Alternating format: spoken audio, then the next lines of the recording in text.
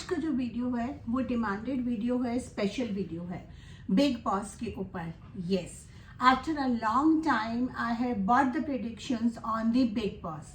बहुत सारे मेरे फॉलोअर्स, फैंस या जो मेरे स्टूडेंट्स हैं उनका मैसेजेस आ रहे थे, कॉल आ रहे थे कि मैम आप बिग बॉस पे क्यों नहीं बना रही। तो जो लोग पहली बार देख रहे हैं उनको मैं छोटा सा बैकग्राउंड बता रही हूँ, आप इसको स्किप मत करिएगा। बिग बॉस में सबसे पहला प्रेडिक्शन अगर किसी ने किया था टैरो का, मैं अपनी तारीफ नहीं कर रही, लेकिन सिर्फ इसलिए बता रही हूँ कि जब तक लोगों को नहीं पता होता तो वो मतलब बताना पड़ता है। इट्स लाइक दैट कि सबसे पहले बिग बॉस का जो प्रेडिक्शन था, अगर आप मेरे पुराने वीडियोस में या मेरे इंस्टाग्राम के, फेसबुक के पुराने पोस्ट में जाके देखेंगे, सबसे पहले मैंने प्रेडिक्शन किया था कि बिग बॉस की हिस्ट्री में पहली बार ऐसा होगा कि कोई पैसे लेके जाएगा, जब प्रीतम ने पैसे लिए थे। If I am not wrong, Pritam ही नाम था उनका। एंड उसके बाद उन्होंने एक ट्रेंड सेट कर दिया था कि यार it's okay to take the money when you are living, it's not like something कि आप विनिंग के लिए आए हैं तो आप पैसे नहीं ले सकते हैं। उसके बाद कई कंटेस्टेंट ने पैसे लिए थे। उसके बाद मैं कई सालों से बिग बॉस की प्रेडिक्शंस करते आ रही थी। इवन अगर आप बिग बॉस 13 की जो मेरी प्रेडिक्शंस हैं इंस्टाग्राम पोस्ट पे जाके देखेंगे, A to Z मैंने प्रेडिक्शंस करी हैं कौन कब निकलेगा। इवन जो टॉप 5 थे कि टॉप 5 में कौन आएगा, फिर टॉप 4 में कौन आएगा, फिर टॉप 3 में, वो सारा एग्जैक्टली ठीक निकला था जब जो सीजन सिद्धार्थ शुक्ला जीते थे। उसके बाद 14 तक भी मैंने रुबीना दिलायक भी जीतेंगी, वो भी मैंने प्रिडिक्ट करा था। उसके बाद मैंने कुछ सीजन्स फॉलो नहीं करे और उसके प्रिडिक्शंस नहीं करे, क्योंकि बहुत ज़्यादा बिग बॉस में बायसनेस होना शुरू हो गया था, जो कि पहले भी थोड़ा बहुत होता था, लेकिन कुछ सीजन्स ऐसे थे जहाँ पे वो कार्ड्स बता ही नहीं रहे थे, विनर्स कोई और बता रहे थे, लेकिन एंड टाइम पे डिसीजन चेंज हुआ एनर्जीज की वजह से, पॉलिटिक्स की वजह से। इसलिए मैंने भी थोड़ा फॉलो करना बंद कर दिया। लेकिन इस बार इतने सारे लोगों के मैसेजेस आ रहे थे कि मैम प्लीज आप भी कुछ निकालिए, तो मैंने बिग बॉस 18 को फॉलो करा। जो एपिसोड्स रह गए थे वो पूरे देखे A to Z कंटेस्टेंट्स के बारे में जानने के लिए। लेकिन खैर जो रीडिंग्स होती है उसमें सिर्फ कंटेस्टेंट्स का नाम और उनके बारे में जानने का थोड़ा सा जरूरत होती है, अदरवाइज तो जो कार्ड्स बोलते हैं वो ही बताया जाता है। तो अब मैं जो बिग बॉस 18 की शुरू कर रही हूँ, बिग बॉस 18 के बारे में वीडियोस बनाना। सबसे पहले तो मेरा कोई पर्पस नहीं है कि किसी के फैन को मैं ऑफेंड करूं। जो कार्ड्स में आएगा, जो यूनिवर्स में आएगा, आपके सामने शफल करके कार्ड्स निकालूंगी और आपको बताऊंगी। मेरा कोई एज सच फेवरेट नहीं है, मैं किसी के अगेंस्ट नहीं हूँ, इसलिए आई विल बी सॉरी। यहाँ पे ना दिल्ली में थोड़ा पॉल्यूशन बहुत ज्यादा हो रहा है, उसकी वजह से खराश काफी बढ़ती जा रही है, प्लीज बी अवेयर मी। तो आज का जो वीडियो है बिग बॉस कंटेस्टेंट विवेन देसेना के ऊपर है। विवेन देसेना के बारे में मैं जब बिग बॉस देख रही थी ना, तो मुझे पहले से ही अंदाजा हो गया था कि इनका जो ग्रुप है ना, इनको ही धोखा देगा या ये ग्रुप सही नहीं है, क्योंकि जितना ये उनके लिए करते हैं या ये दिल से करते हैं, उतना वहां से उस ग्रुप में कोई भी नहीं है जो इनके लिए करे हैं। ये हमेशा उनकी नेक्स्ट प्रायोरिटी में ही रहे हैं। खैर एनीवेज, वो तो अभी जब आप ये वीडियो देख रहे हैं प्रोमो में भी आ चुका है, तो हम उसकी बात नहीं करते क्योंकि फ्री हो जाएगा कि अच्छा मैम वो तो प्रोमो में आ चुका है कि अविनाश उनको नॉमिनेट कर रहा है, ये सब। तो हम और कुछ बात करते हैं। हम पहले कार्ड्स निकालते हैं विवेन देसेना के बारे में कि कैसे हैं ये, क्या इनका बैकग्राउंड है, कैसे इनका इनर एनर्जी है।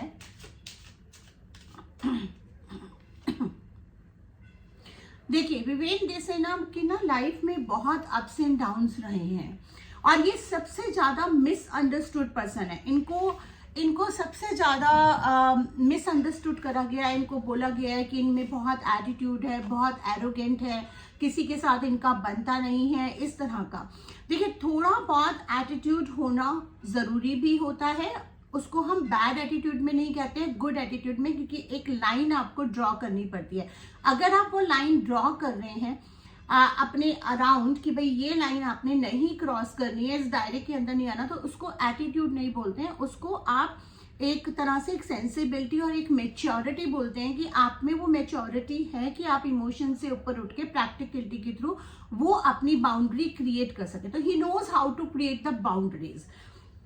अब बिग बॉस में भी जब ये आए थे शुरू शुरू में, तो इनको काफी मिसअंडरस्टूड करा, उसमें काफी इंसिडेंट्स हुए, जैसे कि इनका अपना एक बाउंड्री है कि भाई आई am not okay that somebody touch me और एनीबडी टच मी, कि भाई एक लिमिट है, एक दायरा है, उस दायरे को आप क्रॉस ना करें। And it is fine also, अगर हम लोग, बिकॉज वी आर स्पिरिचुअल, हम स्पिरिचुअल फील्ड में हैं, हम टैरो रीडिंग के फील्ड में हैं, तो वी कैन अंडरस्टैंड, जो शायद एक आम आदमी नहीं समझ पाता है, कि आप अगर एनर्जी सेंसिटिव है, हर किसी की एनर्जी के साथ आप जेल सेल नहीं हो सकते। इसका मतलब ये नहीं कि उसकी एनर्जी बुरी है या वो इंसान बुरा है।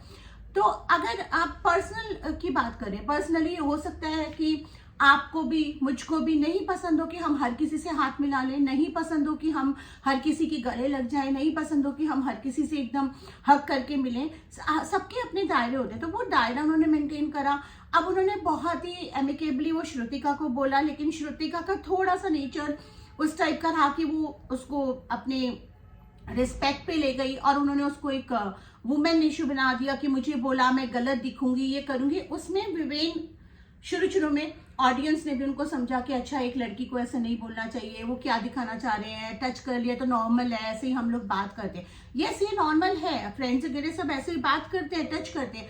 बट अगर आपको पता है कि किसी इंसान की बाउंड्री है, मान लीजिए मेरे ही फ्रेंड है, उनको पता है कि मैं सबसे हाथ नहीं मिलाऊंगी, सबसे गले नहीं मिलूंगी, अगर वो मेरी रिस्पेक्ट नहीं करेंगे मेरी बाउंड्रीज को, तो मुझे कहीं ना कहीं उनको कम्युनिकेट करना पड़ेगा। And the way Vivian has communicated in a very decent way, but लेकिन वो मिसअंडरस्टूड हुए। इसी तरह से उनकी लाइफ में भी ये चीजें हुई हैं। He has been always misunderstood for his attitude, for his things. And लेकिन उनका जो पेशेंस है ना, जो पेशेंस आप बिग बॉस में देख रहे हैं, वो पेशेंस शुरू से नहीं रहा है। ऐसा जो कार्ड्स मुझे बता रहे हैं, वो पेशेंस उनके एक्सपीरियंस से आया है। इनिशियल लेवल पे वो पेशेंट इतने ज्यादा नहीं थे, वो डोमिनेटिंग भी बहुत थे, जिसकी वजह से उनके करियर में ये चीजें उड़ी भी उनके सबसे। लेकिन अब उन्होंने अपने पे जो सेल्फ कंट्रोल करा है, जो कि बिग बॉस में दिख रहा है। इतने दिनों तक कोई एक्टिंग नहीं कर सकता है। हाँ, definitely they are very good actors, तो कुछ चीजें अपना इमेज कॉन्शियस होके दायरे में मेंटेन जरूर कर सकते हैं। बट विवेन का जो दिख रहा है ना, ही इज बिन एप्रिशिएटेड। इनको प्यार बहुत ज्यादा मिलेगा लोगों से। इनको बिग बॉस से निकलने के बाद भी ही विल बी उनको अगर बिग बॉस लाडला कहते हैं, या उनको आज तक उनकी फैन फॉलोइंग इतनी रही है, तो वो फैन फॉलोइंग उनकी डबल होगी, ट्रिपल होगी। And I can see the way he communicate. मैं कार्ड्स में अगर देखूं, अगर जैसे उन्होंने बोला he is a very satisfied person and all this things, वो अपना लिमिटेड चीजें करते हैं। काफी टाइम से वो आउट ऑफ टच भी रहे, उनकी मैरिज वगैरह के बाद वो शिफ्ट हो गए। बट यहाँ मैं देख पा रही हूँ कि कोई उनका अपना दोस्त, जो कि ऑलरेडी शुरुआत हो चुकी है, लेकिन और भी धक्के अभी उनको बिग बॉस में लगेंगे, और भी लेसन उनको मिलेंगे, और भी ऐसे लोग जिनका उन्होंने नहीं सोचा है कि वो उनके साथ धोखा करेंगे, ये चीज उनके सामने आएगी। लोग उनके मुंह पे कुछ है और उनके पीठ पीछे कुछ है। यहाँ पे मैं शिल्पा का रेफरेंस लेना चाहूंगी। बहुत से लोग कह रहे हैं कि शिल्पा के मन में विवेन के लिए सॉफ्ट कॉर्नर है, शिल्पा गेम खेल रही है, जो भी खेल रही है, उसमें हम बाद में आएंगे, उसका हम एक अलग वीडियो बनाएंगे शिल्पा जी के ऊपर। लेकिन यहाँ पे शिल्पा जी ना विवेन के लिए जो सॉफ्ट कॉर्नर दिखा भी रही है, या थोड़ा बहुत है भी, वो भी उनका अपने बेनिफिट के लिए है। ऐसा नहीं है कि विवेन को पूरा उनसे मिल रहा है, बेनिफिट हुआ है विवेन को, लेकिन विवेन ने भी इक्वली बेनिफिट उनको दिया है। तो यहाँ पे विवेन जो है ना, वो दिल से काम ले रहे हैं। वो दिखाते ही हैं कि मैं दिमाग से काम ले रहा हूँ, मैं प्रैक्टिकलिटी में जा रहा हूँ, बट उनका ना अंदर एक बहुत सॉफ्ट कॉर्नर है। जो उनके बहुत क्लोज लोग हैं, उन्हीं को दिखेगा कि वो जिनके क्लोज हो जाते हैं, उनसे वो रिश्ता जिंदगी भर निभाएंगे। और ये चीज उन्होंने अपने मैरिज लाइफ में भी एक्सपीरियंस करी है।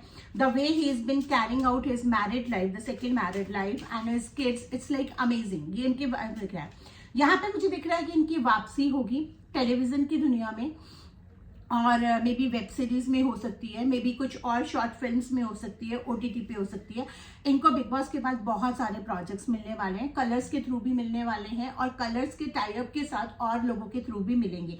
और वो प्रोजेक्ट, ये हो सकता है कि कुछ प्रोजेक्ट्स ये लॉयल्टी के चलते रिजेक्ट भी करें, लेकिन इनका फ्यूचर ब्राइट है। एंड बिग बॉस में इनके जीतने के, आगे तक जाने के क्या चांसेस हैं, ये देख लेते हैं। कार्ड्स क्या बोल रहे हैं, बाकी लोग क्या बोल रहे हैं, वो तो एक अलग चीज है। इनके विनिंग के चांसेस, टॉप 2 में जाने के चांसेस बहुत हाई हैं। टॉप 3 तो इनका पक्का है, टॉप 3 तो पक्का है जो कार्ड्स बता रहे हैं। टॉप 2 देखते हैं।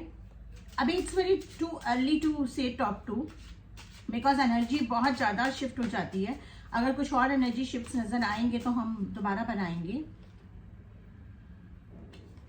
मुझे ऐसा लग रहा है कि टॉप 2 में इनके चांसेस तो बहुत ज़्यादा हैं, लेकिन जीतने के भी चांसेस बहुत ज़्यादा है. बट मुझे इनको ना बहुत सतर्क होकर चलना पड़ेगा. अगर इनको टॉप 2 तक और विनिंग पोजीशन पे जाना है, कि जो कि दिख भी रहा है कि होगा, इनको अपने बहुत सारे लोगों से, अविनाश का तो इनको नजर आएगा ही गेम, कल परसों तक के एपिसोड में नजर आ जाएगा.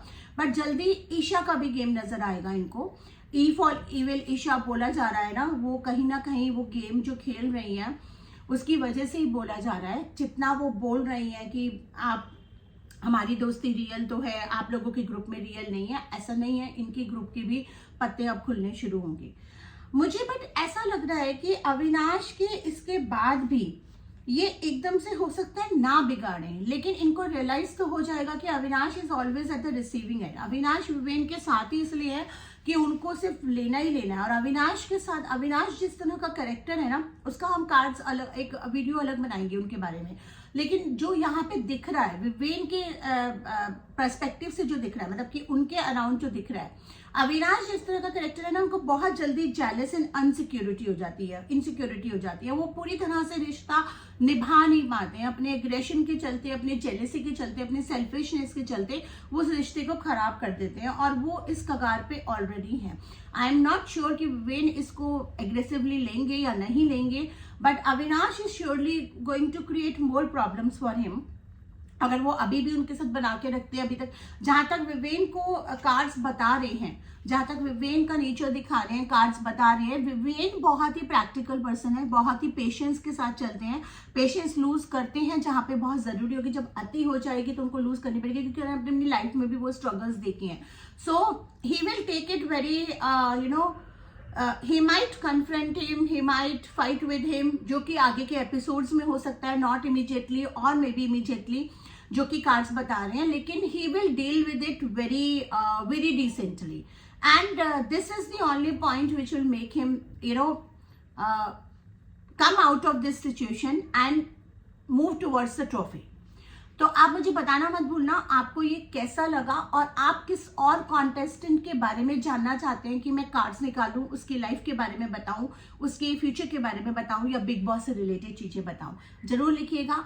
और अगर किसी को भी, किसी के भी फैन को ऑफेंड हुआ है, I am so sorry, but this is not me, this is the cards what they are saying. ठीक है, थैंक यू सो मच.